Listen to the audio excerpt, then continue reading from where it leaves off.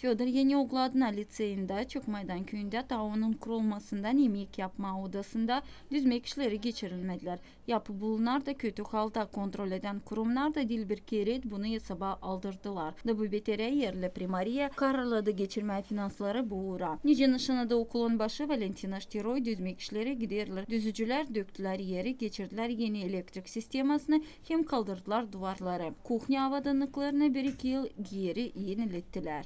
Düzmek işleri olmadı çoktan. Nice şkola açıldı, olmadı bir kere bile. Düzmek işleri önce de bu yıl çekettirdik. Gün anderiyle köye oparın yardımından.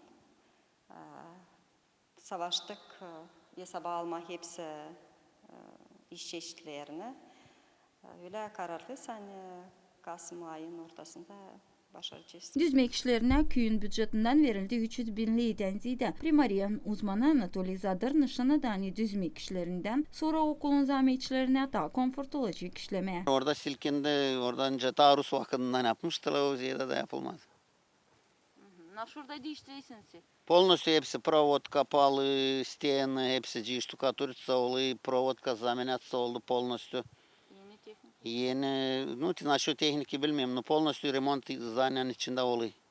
Öğrenmek kurumun zahmetçileri hem analar babalar sevinirler, ani kuvvetler hesaba aldılar. Bu çoktanki problemi de verdiler finansları onun düzmesine. Bizim okulda çekettiler bu işler, remont işleri.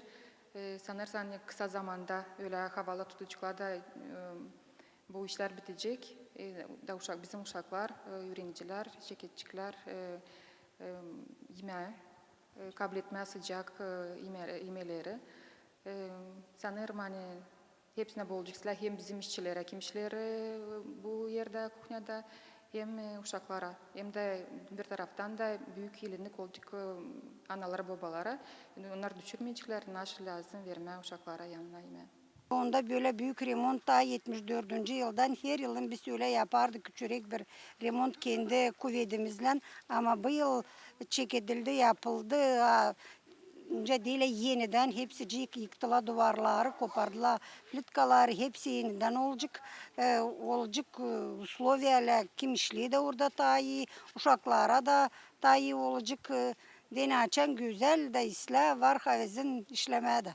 Yemek odasında düzmek işlerini plana koydular başarmak Kasım ayının ortasında. Uşaklar da olacak kolaylık sıcak yemeğe, aşçılar da konfor koşullarda çalışacaklar. Zine de Kanser Vlad Tabaçuk, Alexey Gerçuk, RT Haberler.